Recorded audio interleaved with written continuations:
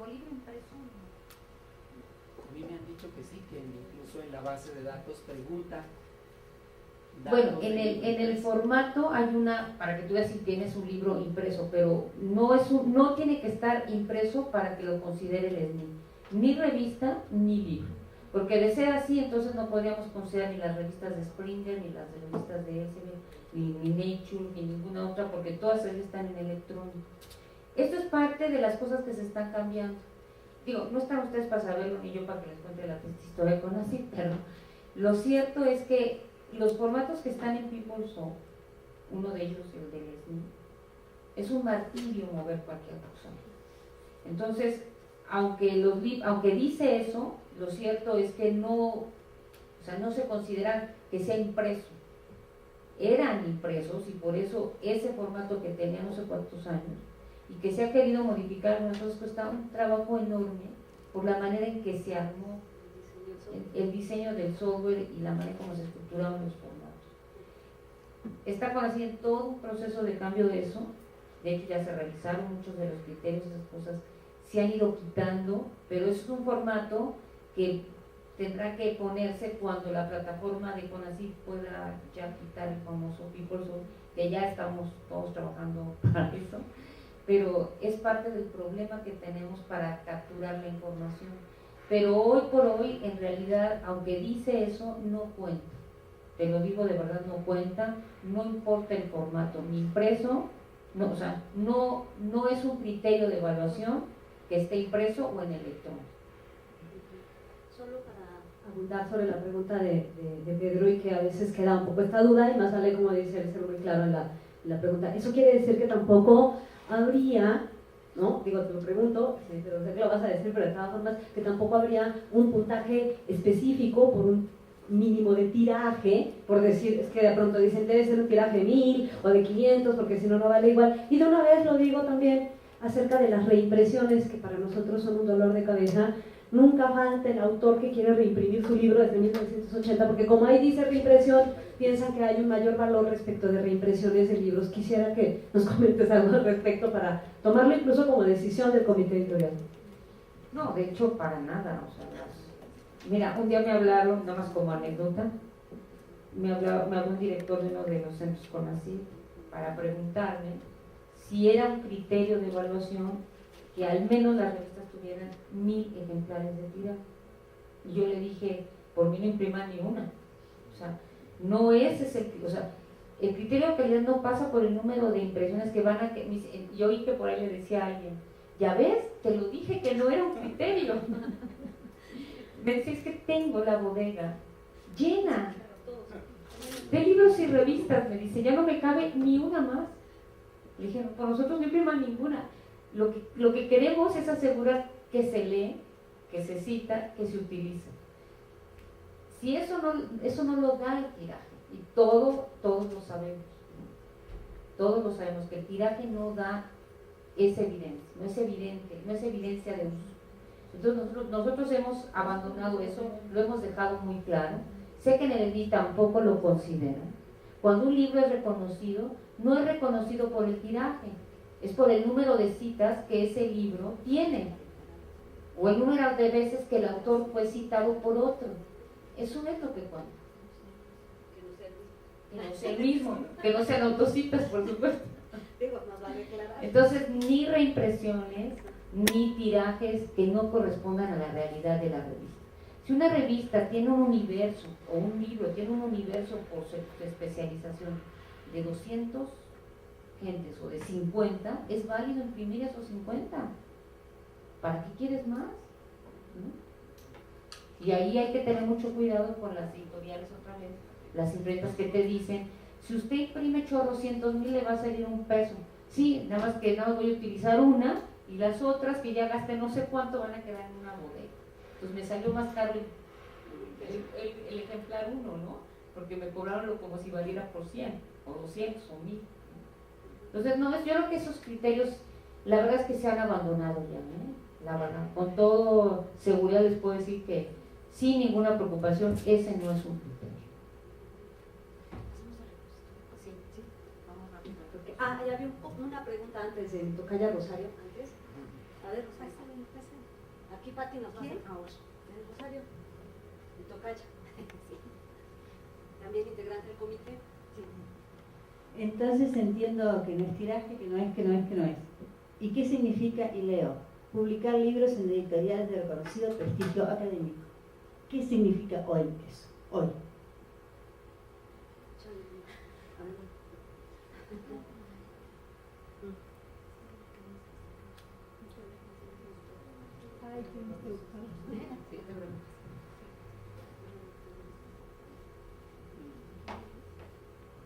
Bueno, habíamos ya comentado un poco este asunto. Hoy esa frase la interpreta la comisión como considera la comisión evaluadora en ese momento. Esa es la verdad. Para esa comisión una editorial de reconocido prestigio puede ser una universidad, y de hecho lo son, o puede ser un editor que les parezca a esa comisión que es de reconocido prestigio. Es lo que comentábamos hace un momento, que son de los criterios que están ambiguos y que no ayudan a la correcta evaluación, y que son de las cosas que están dentro del proceso, está en proceso de revisión todos los criterios de evaluación del SNI en este momento. Algunos de ellos se están precisando y otros seguramente, ahora que va a haber una serie de mesas de reflexión y demás, tenderán a ser modificados, ¿no? Porque son criterios que en este momento su ambigüedad puede estar sujeto a lo que la comisión en ese momento decide. Recopilar, organizar, preservar, es decir, queremos garantizar la preservación de la información a largo plazo, porque la mayoría de la información está ahora en formatos digitales y tenemos que asegurarnos que esta información va a seguir estando ahí a pesar del tiempo. Entonces tenemos que definir estándares y procesos que aseguren la permanencia en el tiempo de los contenidos. Esto incluye metodologías que permiten transformar los contenidos, garantizando la independencia tecnológica y evitando la obsolescencia de formatos. Y el último punto que hay que cuidar aquí es que la tecnología de almacenamiento que permite alojar, o sea, tenemos que tener políticas de almacenamiento de la información que nos permita alojar y respaldar toda esta información de manera segura. O sea, el asunto de un repositorio nos lleva en formatos digitales, y hablamos de libros digitales, y hablamos de revistas digitales. ¿Y qué pasa si el lugar donde están contenidas esas revistas se pierde?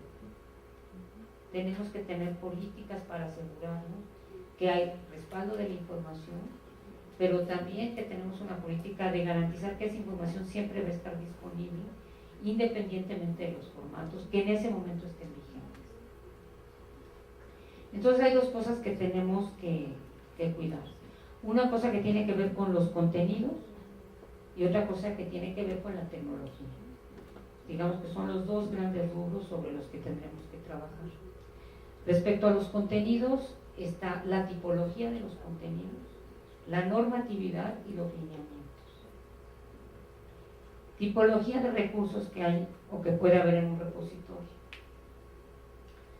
En un repositorio institucional, por ejemplo, como el que tendría una universidad, pues va a haber documentación institucional, que es propiamente de la institución, pero también puede haber tesis de grado, tesis de posgrado, puede haber artículos científicos, pero también revistas científicas completas, puede haber disertaciones, conferencias, reportes técnicos, patentes, presentaciones, objetos de aprendizaje, elementos multimedia.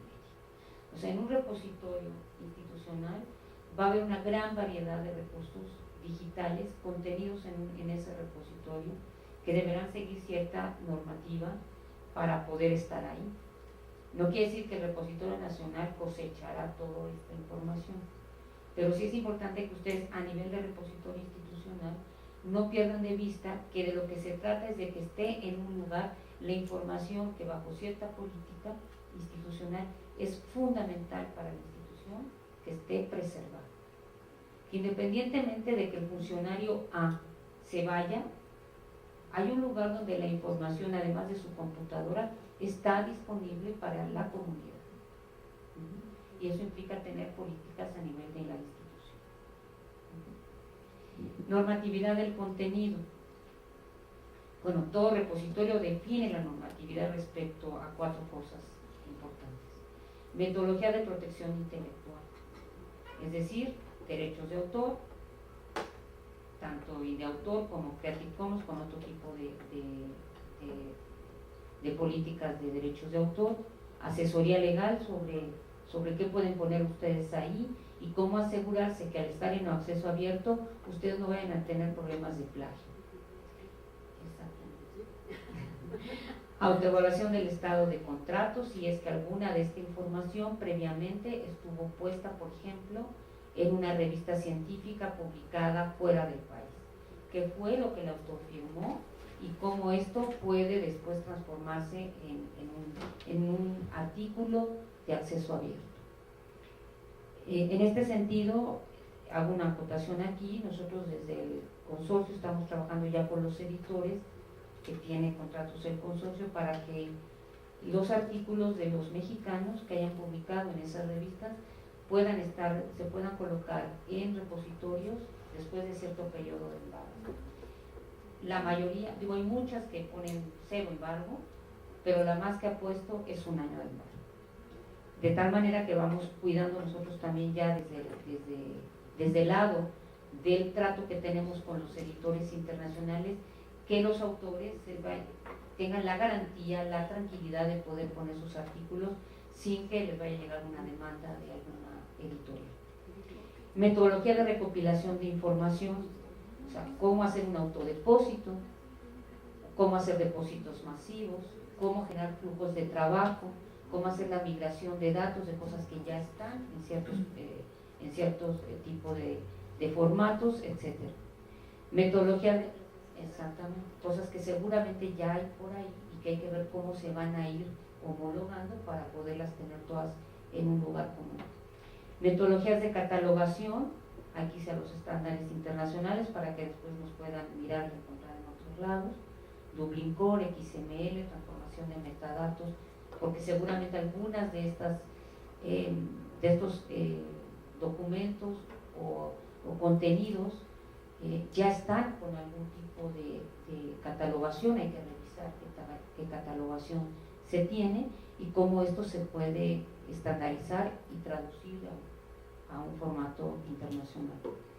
Y la metodología de preservación, cómo se va a hacer el almacenamiento y la transformación de los contenidos, cómo esto nos vamos a poder estar informando de los cambios que esto nos lleva a nivel de tecnologías, por ejemplo, ¿no? Ya hay iniciativas internacionales en esto como Clocks y Logs y Pórtico.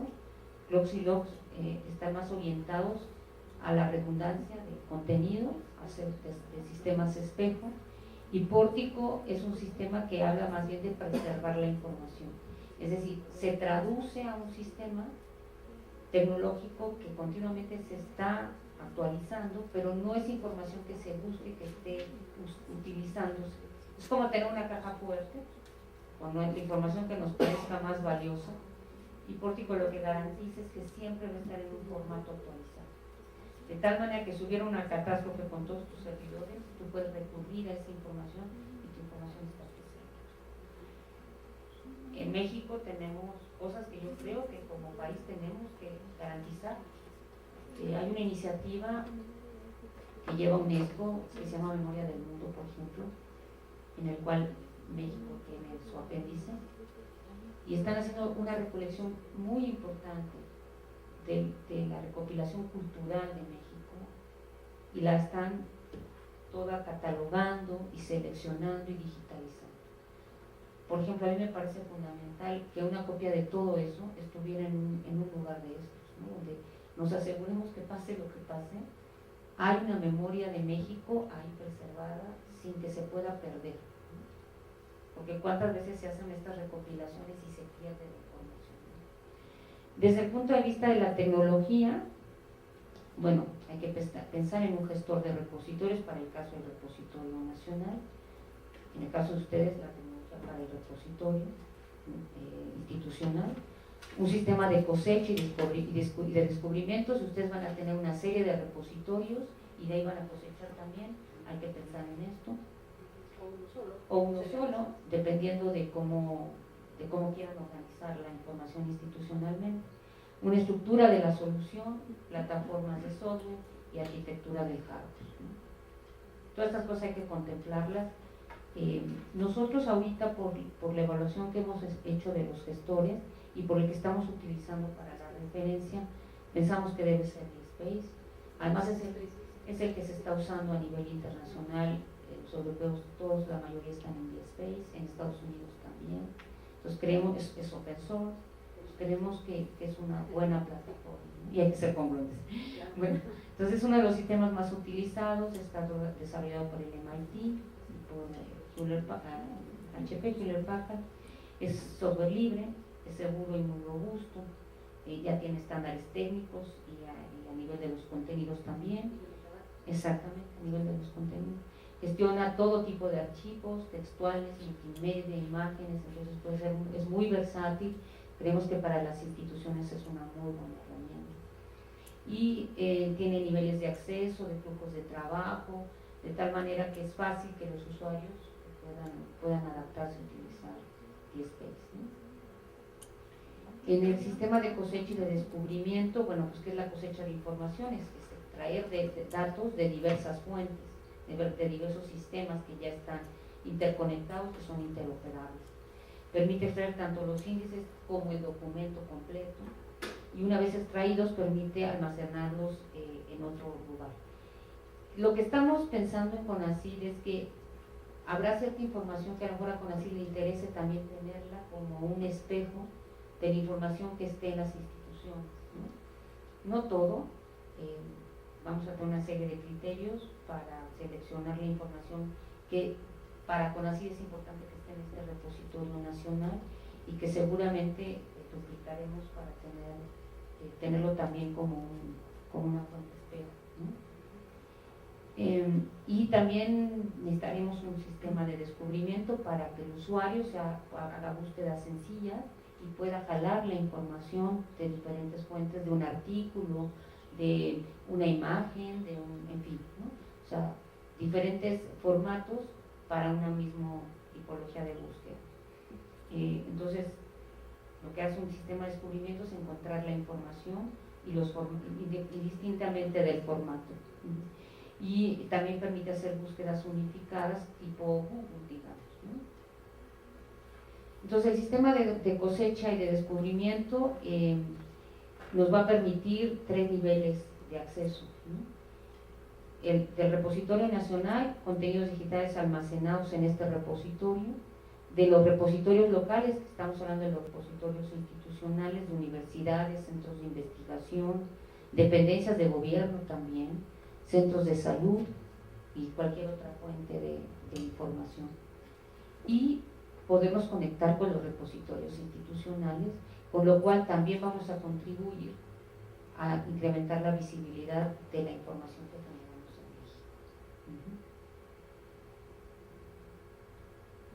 Bueno, para la estructura de la solución, entonces tenemos que prever instituciones que ya cuentan con un repositorio en DSpace, que se puedan conectar sin problema, instituciones que ya cuentan con un repositorio bajo otro tipo de tecnología, instituciones que no han desarrollado su repositorio, e instituciones que se encuentran desarrollando su repositorio. Entonces estas son las 4 grandes tipos de repositorio que prevemos van a existir, bueno, sabemos que existen y que tendremos que contemplar para ir armando la solución. Ahora, estamos previendo también, en el caso de las instituciones, lo que estamos visualizando es que seguramente a través de una convocatoria que CONACYT lanzará para poner bolsas de recursos para las instituciones y puedan ir armando sus repositorios bajo los estándares, de tal manera que no sea fácil hacer la cosecha.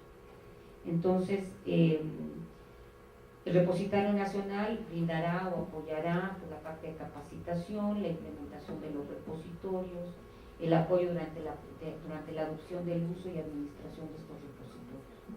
Entonces creemos que lo vamos a hacer a través de una convocatoria donde los que salgan elegidos en la convocatoria por el proyecto que presenten, pues les estaremos dando una bolsa de recursos para que puedan instalar y capacitar al personal, ayudar a los investigadores, porque esto es algo que mueve a toda la comunidad, ¿no? O sea, esto no es un trabajo meramente administrativo, ¿no? Es un trabajo que va a mover a la comunidad y van a requerir apoyos a diferentes niveles. Principio de capacitación para que se entienda qué es. Exacto. Entonces, bueno, por ahí va, no estamos inventando nada, estamos basándonos en estándares internacionales, en la experiencia que ya se tuvo con el pilotaje que hicimos con Remedy, en lo que tenemos ya por la referencia. Entonces creemos que todas estas cosas que fuimos haciendo a lo largo ya de algunos años nos dan ahora ya los elementos para poder entender qué es lo que hay que hacer. Simplemente es un proceso de integración, pero digo simplemente, pero lo cierto es que el trabajo fuerte debe estar en las instituciones. Sé que este punto, bueno, muchas gracias, Margarita, de verdad, por, ¿no?, estos tres temas, que es el tema de las revistas, de los libros y el proyecto del índice de libros, un poco, y del repositorio que, bueno, no sé si los colegas tengan alguna pregunta, alguna duda. Esto es algo muy nuevo, ¿no? Hemos tratado de empezar a hacer como reuniones, ahora le voy a pasar la palabra a Ide para que ella nos cuente, reuniones para empezar como a sensibilizar a la comunidad acerca de cómo integrar contenidos en el repositorio. Yo solo quisiera decir o preguntarte dos cosas, salvo las preguntas que por supuesto tengan los colegas. En principio es, ¿a partir de cuándo será más o menos una obligación? Bueno, ya tenemos la ley de acceso abierto aprobada, ¿no?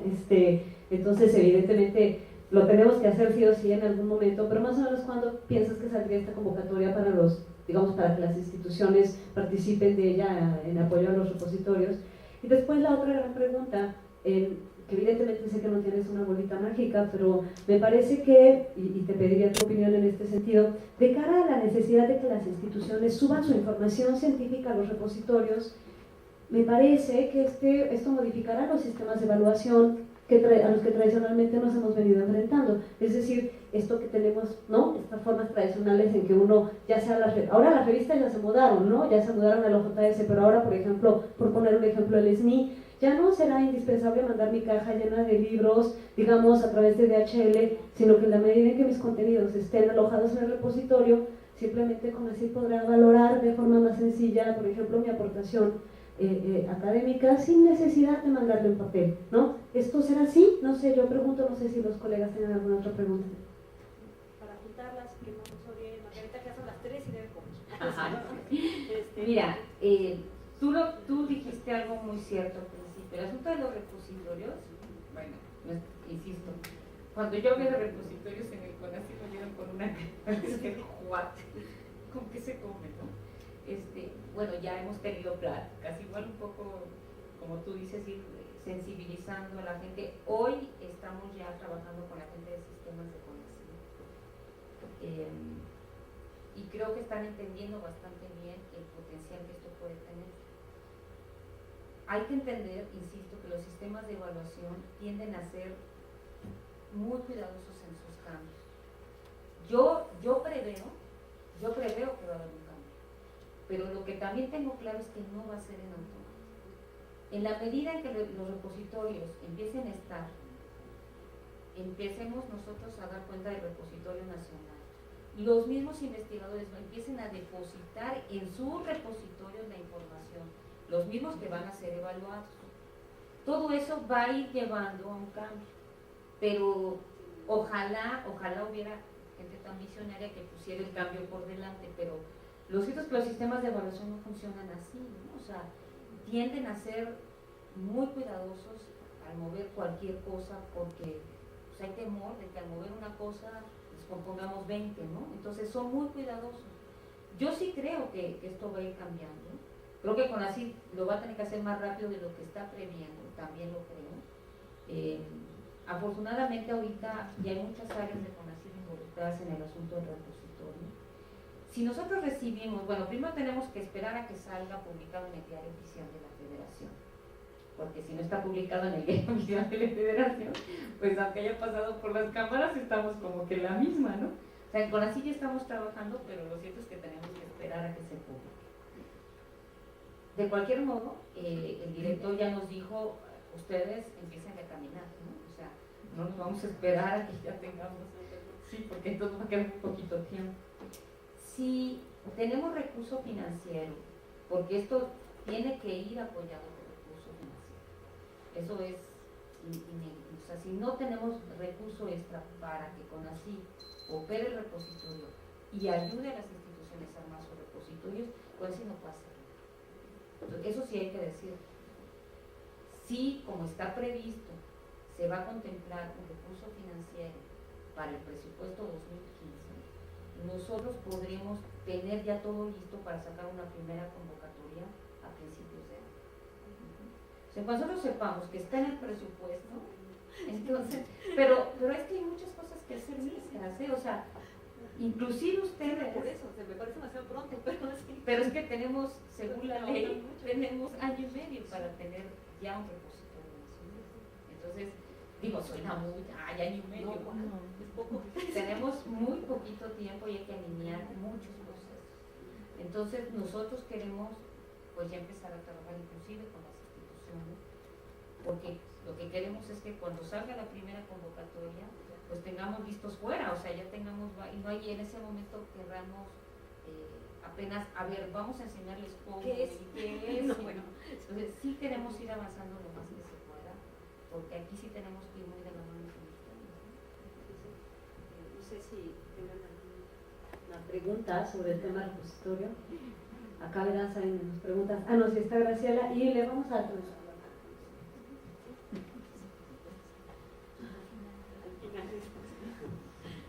Gracias. Así de manera muy general y muy breve, ¿cuáles serían esas características que se estarían solicitando en este proyecto de la convocatoria de los repositorios?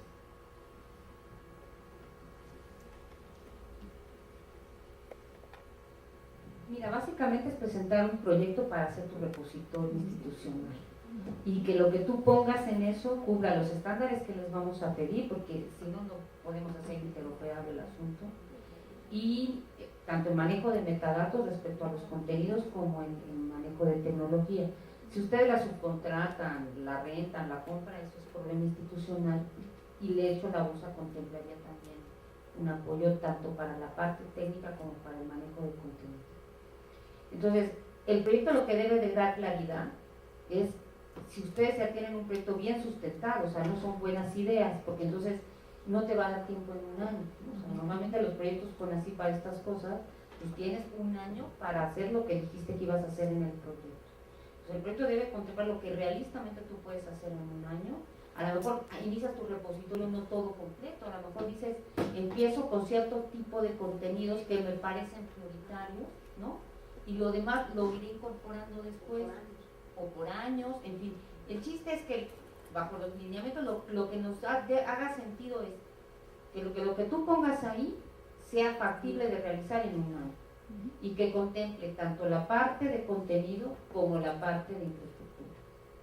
Y esto bajo los estándares que se van a publicar junto con la convocatoria.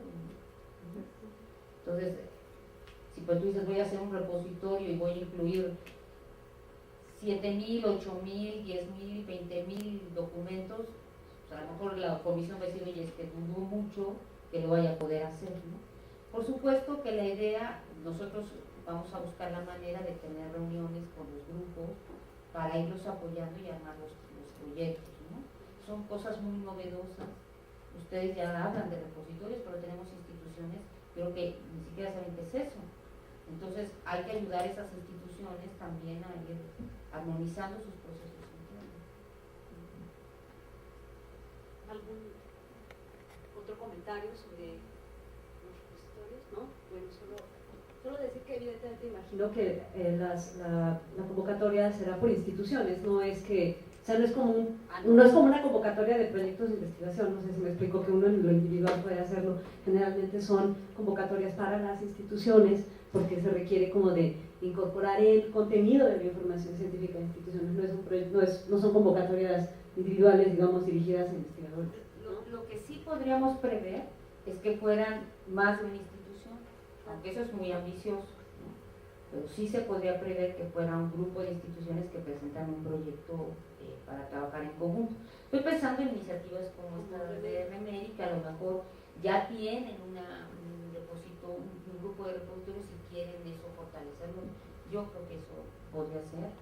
puede ser también un repositorio de redes, De datos. un repositorio de datos, o puede ser a lo mejor un repositorio de un municipio, o puede ser un repositorio de una localidad o de una institución no forzosamente educativa. Entonces, esas tipologías yo creo que sí hay que preverlas en la convocatoria, ¿no? La mayoría de los repositorios, o digamos el grueso de la información, se genera en las universidades y en los centros de investigación. Pero también hay instituciones como los centros de salud donde se genera información. Hay muchos institutos, instituciones que tienen mucha información. Por ejemplo, hay mucha gente que trabaja sobre biodiversidad. Conavio tiene grandes información que quiere poner en el repositorio. Entonces, vamos a tener una tipología diferente, ¿no? Pero el chiste es que el proyecto haga sentido.